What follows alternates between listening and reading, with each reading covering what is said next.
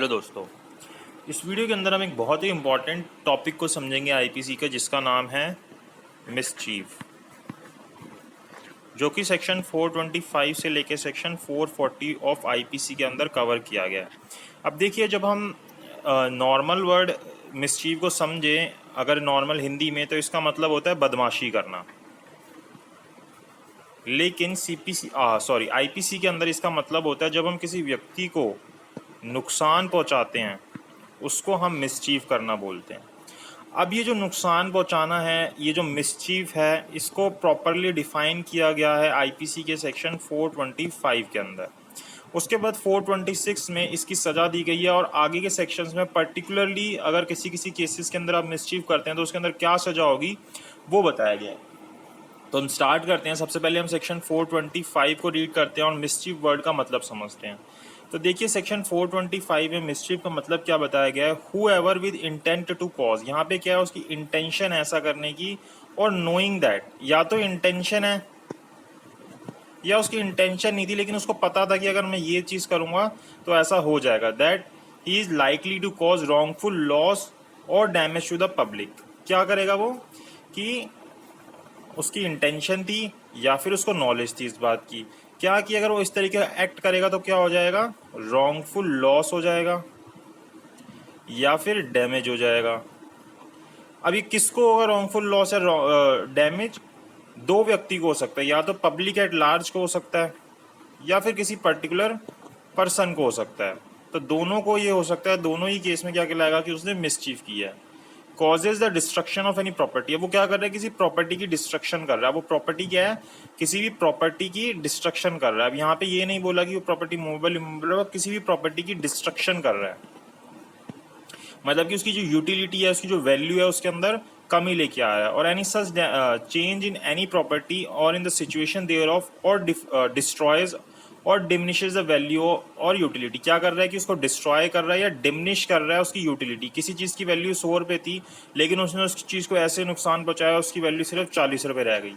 जैसे किसी की मान लो कार थी, कार के ऊपर उसने डेंट मार दिया चलते हुए, तो यहाँ पे उसने क्या किया, मिसचीफ। इस कार की वैल्यू हो सकता है इस डेंट के बिना 5 लाख थी, लेकिन अब वो डेंट मार दिया तो उसकी वजह से इसकी वैल्यू जो है 4,90,000 रह गई।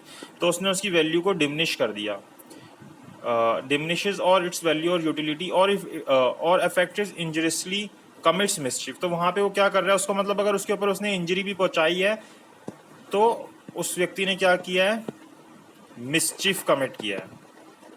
क्या कमिट किया है, मिसचीफ कमिट किया है।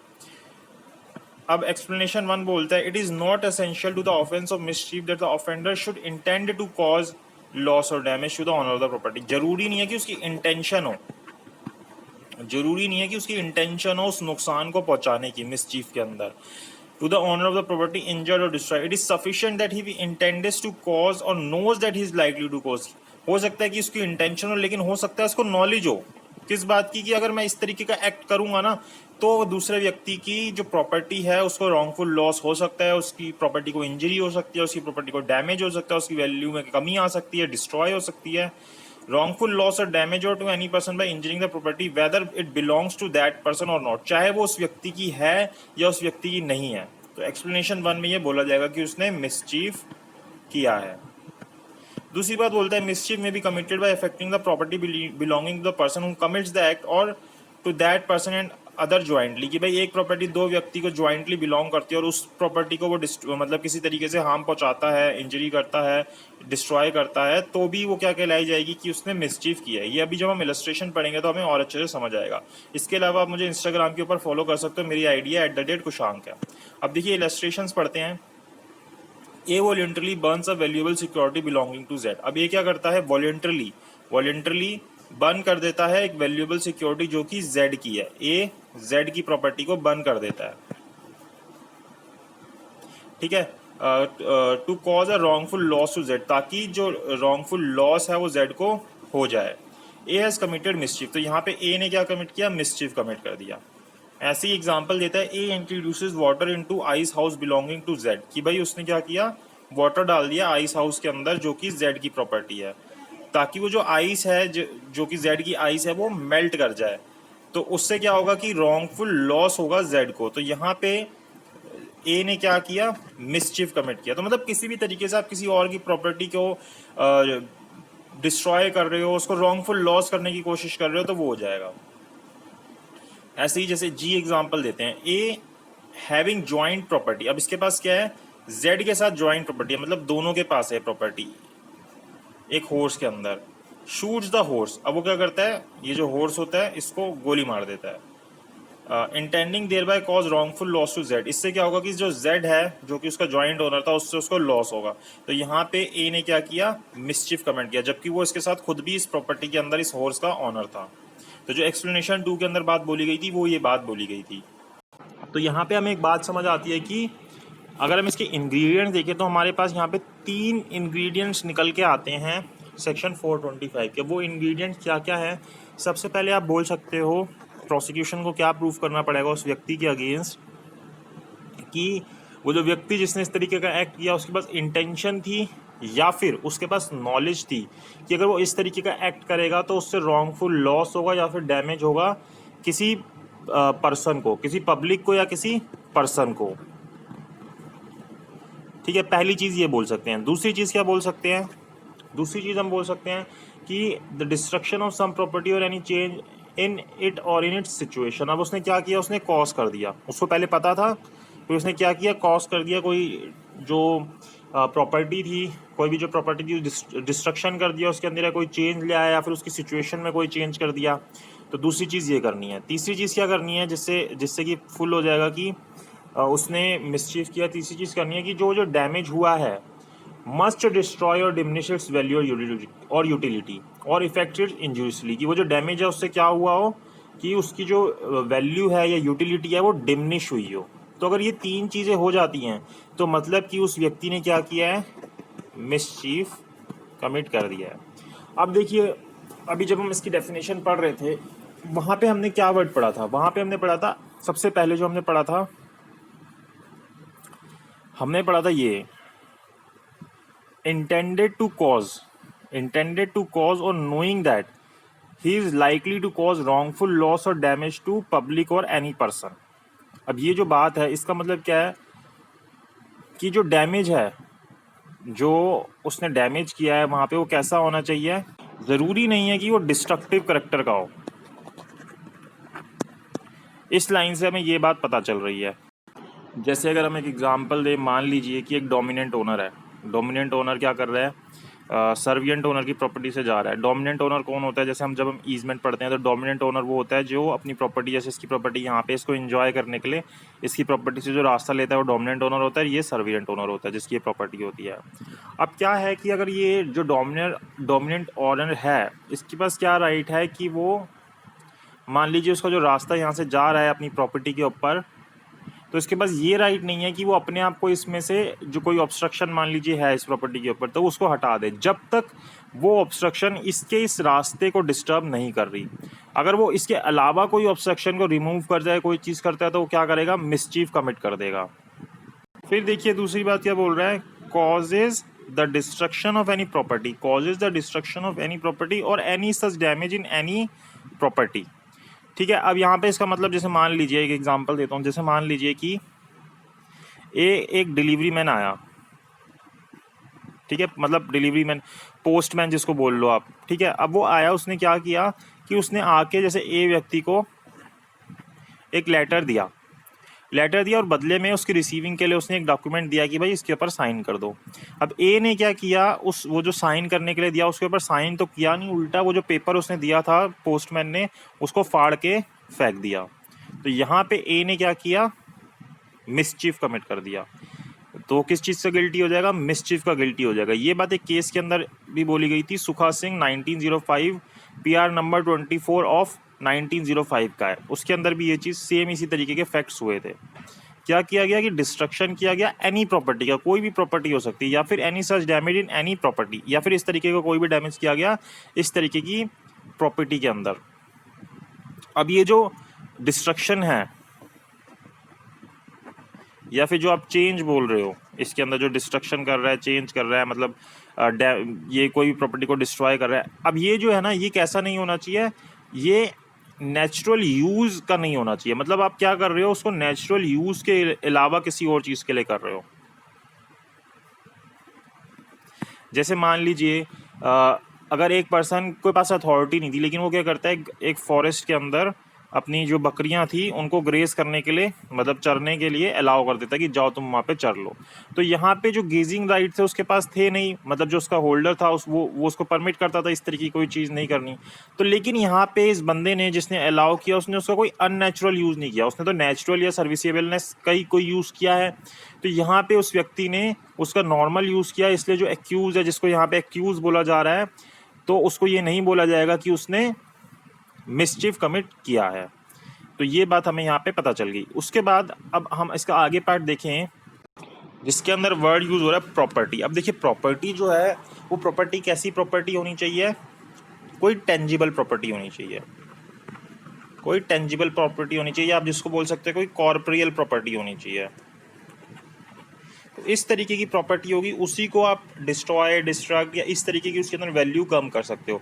अब ईजमेंट के ऊपर ये चीज़ अलाउ नहीं होती, तो इसलिए कोई कॉर्पोरियल या टेंजिबल राइट या टेंजिबल प्रॉपर्टी होनी चाहिए, तभी आप उसको अल्टर या डिस्ट्रॉय इस तरीके की चीज़ उसके ऊपर कोई कर सकते हो। अब यहाँ पे क्या कह रहा है, चेंज वर्ड यूज़ किया इसने, चेंज। चेंज मतलब कि जो उसकी फिजिकल चेंज है, फिजिकल मतलब कि उसकी कॉम्पोजिशन के अंदर आपने कोई चेंज कर दिया, फिजिकल चेंज। चेंज वर्ड का मतलब क्या है, फिजिकल चेंज। उसकी कॉम्पोजिशन के अंदर आप चेंज कर रहे हो, उसकी जो फॉर्म है उसके अंदर कोई चेंज कर रहे हो, उसको फिजिकल इंजरी पहुंचा रहे हो या फिर फिजिकल कॉज कर रहे हो, तो वो सारी चीज़ें इसके अंदर आ जाएंगी। मान लीजिए आपने कोई कनाल है, कनाल में जैसे ये जा रही है, यहाँ पे कोई दीवार खड़ी हुई है, उसमें से ऐसे पानी निकल रहा है और आपने इस दीवार को गिरा दिया, तो यहाँ पे आपने क्या किया, इसके फिजिकल उसके अंदर चेंज कर दिया, तो आपने यहाँ पे मिसचिफ कमिट कर दिया। और फिर क्या बोल रहा है कि डिमिनिशेस, क्या बोल रहा है कि property in the situation destroy और डिमिनिशेस इज वैल्यू। क्या कर रहे हो कि आप जो उसकी वैल्यू है या उसकी जो यूटिलिटी है उसके अंदर डिस्ट्रक्शन कर रहे हो या फिर उसकी वैल्यू को डिमिनिश कर रहे हो, तो ये चीज़ इसके अंदर आएगी। तो मतलब इस सेक्शन के अंदर हमें इतनी बातें बताई गई हैं, इतनी चीज़ें हमें पता होनी चाहिए। इसके अलावा बाकी इसकी इलस्ट्रेशन पढ़ लीजिएगा, आपको और अच्छे से समझ आ जाएगा। फिर अब हम आते हैं सेक्शन 427 के ऊपर, पनिशमेंट फॉर मिसचीफ। अब यहाँ पे इसकी सजा दे 426 पनिशमेंट फॉर मिसचीफ, इसकी सजा दे दी गई। हु एवर कमिट्स मिसचीफ, अब अगर कोई भी व्यक्ति मिसचीफ कमिट करता है, उसके ऊपर प्रूव हो जाता है कि उसने मिसचीफ किया है, जैसे किसी की अंगूठी पानी में फेंक दी, इस तरीके का कोई एक्ट कर दिया, या जो भी जितनी भी चीज़ें अभी हमने ऊपर पढ़ी इस तरीके का कोई एक्ट कर दिया, डिमिनिश कर दी, किसी की वैल्यू डिस्ट्रॉय कर दी, तो उसको क्या होगा, इम्प्रिजमेंट होगी विद ईदर डिस्क्रिप्शन, मतलब सिंपल या रिग्रेस, दोनों में से कोई भी हो सकती है, for a term which may extend to 3 months, 3 month तक की, साथ में फाइन लग सकता है, या सिर्फ फाइन लग सकता है, या फिर दोनों भी लग सकते हैं। तो इस तरीके की पनिशमेंट यहाँ पे मिल जाती है। फिर आते हैं mischief causing damage to the amount of 50 rupees. अब यहाँ पे क्या हो रहा है कि जो वैल्यू है उसकी वैल्यू कितनी है, 50 rupees. Whoever commits and thereby causes loss और damage to the amount of 50 rupees or upward, 50 रुपये या 50 रुपये से ज़्यादा का डैमेज हो रहा है, shall be punish with imprisonment of either description for a term which may extend to 2 years or with fine और विद बोथ। मतलब ये भी क्या कहना चाह रहा है इस सेक्शन के अंदर कि अगर किसी की कोई वैल्यू 50 रुपये या 50 रुपये से ज़्यादा का कोई किसी को लॉस करवाते हैं, तो वो सेक्शन 427 के अंदर पनिशेबल होगा। जैसे एक केस है, केस का नाम है केशव बहन चंदी भाई कौली वर्सेस स्टेट ऑफ गुजरात। यहाँ पे क्या होता है कि जो एक्यूज होता है उसके एविडेंस में प्रूव हो जाता है कि उसने क्या किया है, जो विक्टिम है उसकी शुगर केन स्टेम्स को अपने ट्रैक्टर से टोटली डिस्ट्रॉय कर दिया, उसके ऊपर लेके आया उसके खेत के अंदर और उसके ऊपर ट्रैक्टर चला दिया, पूरा डिस्ट्रॉय कर दिया। तो इसकी वैल्यू जो थी 50 रुपये या 50 रुपये से ऊपर की थी। तो यहाँ पे क्लियरली उसने कौन सा ऑफेंस कमिट किया, सेक्शन 427 का। तो उसको कितनी सजा हो सकती है, 2 साल या फिर 2 साल से या फिर फाइन या फिर दोनों चीज़ें भी हो सकती हैं उसको। अब यहाँ पे इसके पीछे इंटेंशन होना ज़रूरी है मिसचिफ करते हुए। अब मान लीजिए कोई जो पर्सन है वो अपनी ऑफिशियल ड्यूटी करते हुए कोई ऐसा काम कर देता है, तो फिर उसके ऊपर ये वाला जो सेक्शन है वो नहीं लगेगा। कोई ऑफिशियल ड्यूटी के अंदर किसी का घर तोड़ने आया, कोई प्रॉपर्टी को लेने आया, तोड़ना है, तो फिर उसके ऊपर ये सेक्शन नहीं लगेगा। फिर आते हैं हम सेक्शन 428 के ऊपर, mischief by killing or maiming animals of the value of 10 rupees. अब यहाँ पे क्या है, जो क्रूएलिटी होती है एनिमल्स के अगेंस्ट, या फिर जैसे मान लीजिए उसका कोई ऑनर है, उसको कोई लॉस हुआ उस कारण से, तो उसके लिए इस सेक्शन को डाला गया। तो अगर कोई व्यक्ति किसी एनिमल्स को मारता है, मेमिंग करता है, मेमिंग मतलब कि प्राइवेशन, मतलब कि उसकी जो जो कोई परमानेंट पार्ट बॉडी का उसको परमानेंट इंजरी कर दी, अब वो चीज़ उसकी वापस नहीं आएगी। तो इस तरीके की अगर कोई चीज़ करता है जिसकी वैल्यू 10 रुपये है, हुअर कमिट्स, किस तरीके से कर रहा है मिसचिफ, उसको मार के उस जानवर को, उसको जहर दे के या फिर मीमिंग करके, मतलब परमानेंट प्राइवेशन करके, रेंडरिंग यूजलेस एनी एनिमल, उसको यूजलेस बना के, animals of the value of the 10 rupees और अपवर्ड्स, 10 रुपये या 10 रुपये से ज़्यादा के एनिमल्स को, तो वहाँ पे शैल be punish with imprisonment of either description for a term which may extend to 2 years और विद फाइन और विद बोथ। तो यहाँ पे उसको 2 साल तक की सज़ा या फिर फाइन या फिर दोनों भी हो सकता है। तो ये बेसिकली सेक्शन जो है, जो ये हमारे एनिमल्स होते हैं उनके अगेंस्ट जो क्रुएल्टी होती है उसको हटाने के लिए डाला गया। उसके बाद हम आते हैं 429 के ऊपर। 429 बोलता है मिसचीफ बाय किलिंग, मेमलिंग और मेमिंग कैटल्स ऑफ एनी वैल्यू और एनी एनिमल, की किसी भी वैल्यू के या फिर कोई भी एनिमल हो of the value of 50 rupees, जिसकी वैल्यू कितनी है, 50 रुपये है। तो ये जो है ना एनहेंस्ड पनिशमेंट दे रहा है, जो अभी हमने सेक्शन ऊपर पढ़ा, उसकी एनिमल की वैल्यू के कारण, जैसे ज़्यादा वैल्यू के जो एनिमल है उनको एनहेंस पनिशमेंट देने के लिए और ज़्यादा पनिशमेंट देने के लिए इस सेक्शन को ऐड किया गया। मतलब कि किसी को आप परमानेंट इंजरी दे रहे हो किसी एनिमल को, या उसको मार रहे हो, मतलब जान से मार दे रहे हो, तो इस तरीके की कोई चीज़ कर रहे हो तो उसको यहाँ पे सज़ा मिलेगी। यहाँ पे अगर हम इस सेक्शन को देखें, यहाँ पे साथ में वाइल्ड लाइफ प्रोटेक्शन एक्ट भी आप पढ़ सकते हो, उसके अंदर भी अलग से सज़ा दी गई है इन चीज़ों के लिए। जैसे वाइल्ड लाइफ प्रोटेक्शन एक्ट का सेक्शन 9(1) सब सेक्शन 1 को सेक्शन 50 के साथ पढ़ो तो वो चीज़ें भी यहाँ पे आ जाती हैं।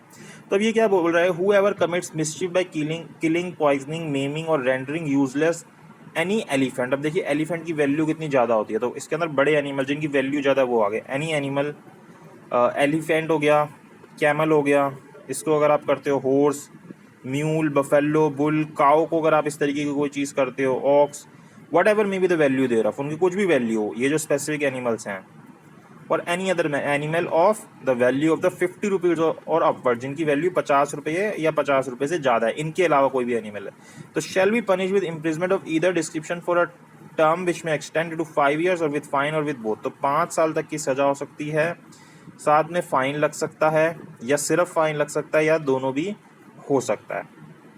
तो 429 के अंदर इनके लिए, मतलब कि कोई भी अगर इस तरीके का मिसचिफ करता है, कोई भी अगर इस तरीके का मिसचिफ करता है जिसके अंदर वो किसी एनिमल को मारता है जो कि ग्रेटर वैल्यू का है, जो कैसा है, ग्रेटर वैल्यू का है, तो वो कौन सा ऑफेंस कमिट कर रहा है, वो सेक्शन 429 का ऑफेंस कमिट कर रहा है वो, और उसके ऊपर सेक्शन 429 लग जाएगा और उसको यहाँ पे 5 साल या 5 साल तक की सज़ा हो सकती है, साथ में फ़ाइन हो सकता है, या दोनों भी हो सकते हैं। उसके बाद हम आते हैं सेक्शन 430 के ऊपर। ये बोलते हैं mischief by injury to work of irrigation और रॉन्गफुल डाइवर्टिंग वाटर।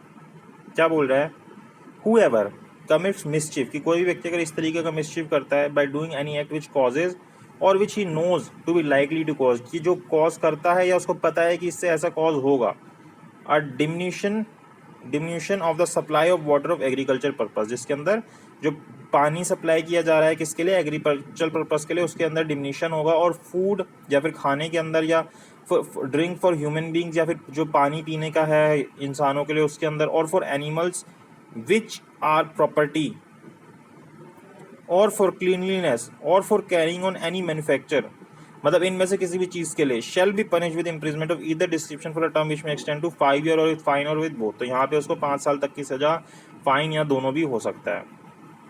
मतलब एक तरीके से देखा जाए तो जैसे हम एम्बैकमेंट कर देते हैं क्रॉस द चैनल, जो चैनल बन रहे होते हैं उसके अराउंड में एम्बैकमेंट कर देते हैं, तो वो वाले जो ऑफेंस होते हैं, एक किसी भी तरीके से आप डिमिन्यूशन कर रहे हो वाटर सप्लाई के अंदर, तो वो ऑफेंस यहाँ पे आ जाते हैं। अब यहाँ पे अगर आपने पहले आईपीसी के अंदर और सेक्शंस पढ़े हैं तो सेक्शन 277 भी देखा होगा, तो वहाँ पे क्या होता है कि अगर ये मतलब ये सेक्शन होता है, ये कब अप्लाई होता है, जब वाटर को अनफिट बना दिया जाता है, मतलब गंदा कर दिया जाता है, पीने योग्य नहीं रहता, तो उसके ऊपर सेक्शन 277 लग जाता है। और ये सेक्शन जो है, जो अगर कोई व्यक्ति इरिगेशन चैनल्स के ऊपर या फिर किसी और इरिगेशन सोर्स के ऊपर भी इस तरीके की चीज़ करता है तो उसके ऊपर भी लग जाता है।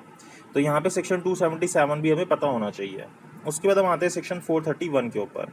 431 के अंदर हमें सिर्फ इतना बताया गया है कि mischief by injury to public road, bridge, river और चैनल। भाई कोई व्यक्ति अगर कोई पब्लिक रोड को, कोई ब्रिज जा रहा है उसको, कोई नदी जा रही है उसको, या कोई चैनल है उसको डिस्ट्रॉय कर रहा है, इंजरी पहुंचा रहा है, तो उसके ऊपर कितनी सजा होगी। Whoever commits mischief by doing any act which renders or which he knows to be likely to render any public road, कोई भी कैसी रोड, पब्लिक रोड, कोई पब्लिक ब्रिज, कोई नेविगेबल रिवर है, नेविगेबल चैनल है, natural or artificial दोनों तरीके का, इम्पॉसिबल और लेस सेफ फॉर ट्रैवलिंग, कि वो इम्पॉसिबल हो जाए या फिर कम सेफ हो जाए ट्रैवलिंग करने के लिए, और कन्वेइंग प्रॉपर्टी या फिर किसी प्रॉपर्टी को लेके जाने के लिए, शैल be punish with imprisonment of either description for a term which may extend to 5 years और विद फाइन और विद बोथ। तो यहाँ पे 5 साल तक की सजा या फाइन या दोनों भी हो सकता है। मतलब जैसे मान लो अगर कोई रोड को किसी भी तरीके से तोड़ रहा है, कहीं से कोई भी नुकसान पहुंचा रहा है, या किसी नदी के अंदर ऐसी चीज़ कर रहा है, कोई ब्रिज को किसी तरीके से नुकसान पहुंचा रहा है जिससे कि वो यूज़ के लायक ना रहे या कोई प्रॉब्लम आए पब्लिक को, तो उसको 5 साल तक की सज़ा हो सकती है।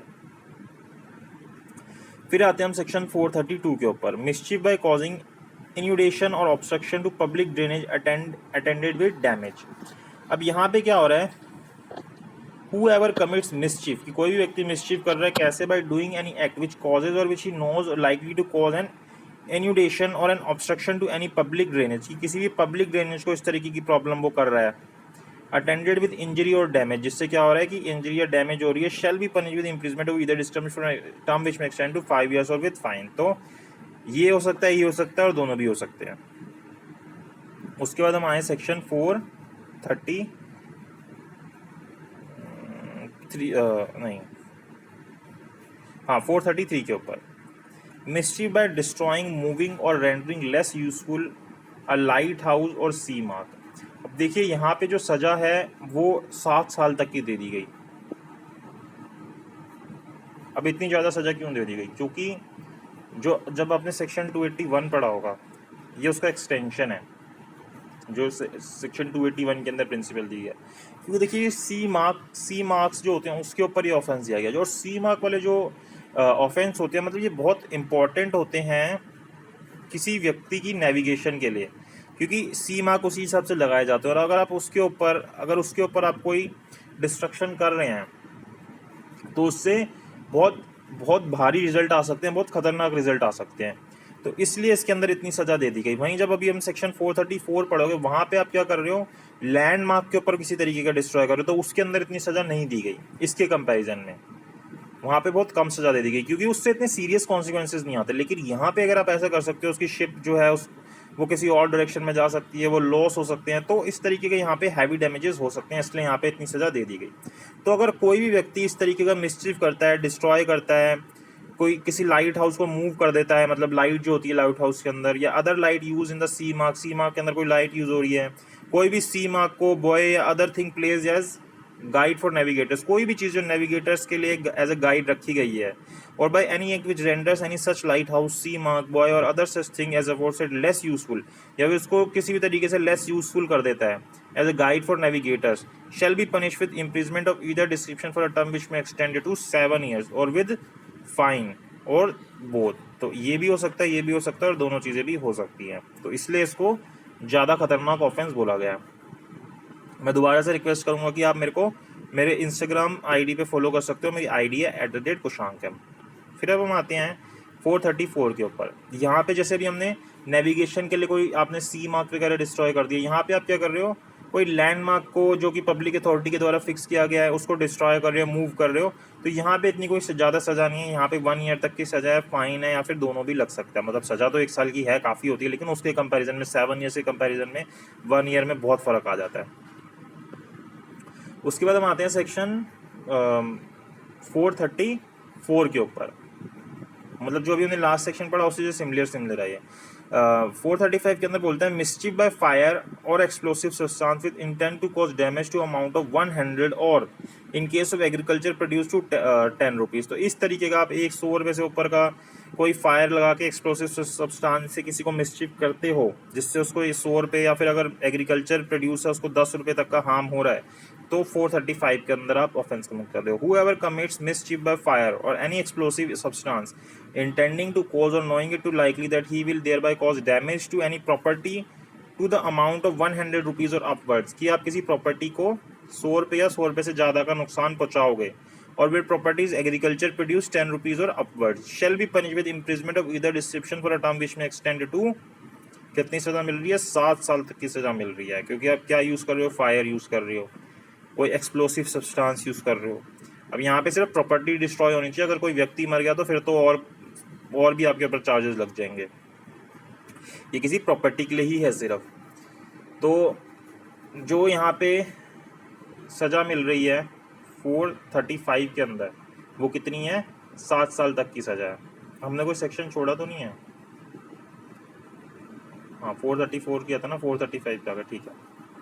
फिर आते हैं हम सेक्शन 436 के ऊपर, मिसचिफ बाय फायर और explosive substance with intent to destroy house etcetera. अब यहाँ पे आप क्या कर रहे हो? वहाँ पे तो कोई प्रॉपर्टी वगैरह डैमेज कर रहे थे 100 या 100 रुपये, यहाँ पे आप हाउस को डिस्ट्रॉय करने की कोशिश कर रहे हो, तो यहाँ पे तो आपको सज़ा और ज़्यादा मिलेगी, 10 साल तक की सज़ा मिल सकती है और फाइन साथ में पक्का लगेगा, तो ये और ग्रीवियस ऑफेंस हो जाएगा।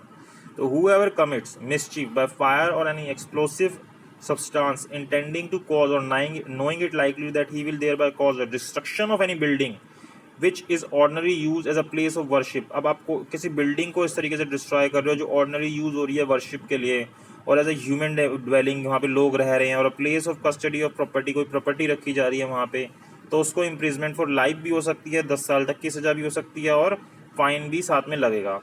अब यहाँ पे बिल्डिंग है, बिल्डिंग को हम और डिस्कस के अंदर कर सकते हैं। बिल्डिंग क्या होती है? बिल्डिंग का मतलब ज़रूरी नहीं है कि वो पूरा जैसे एक पूरा ढांचा बना पड़ा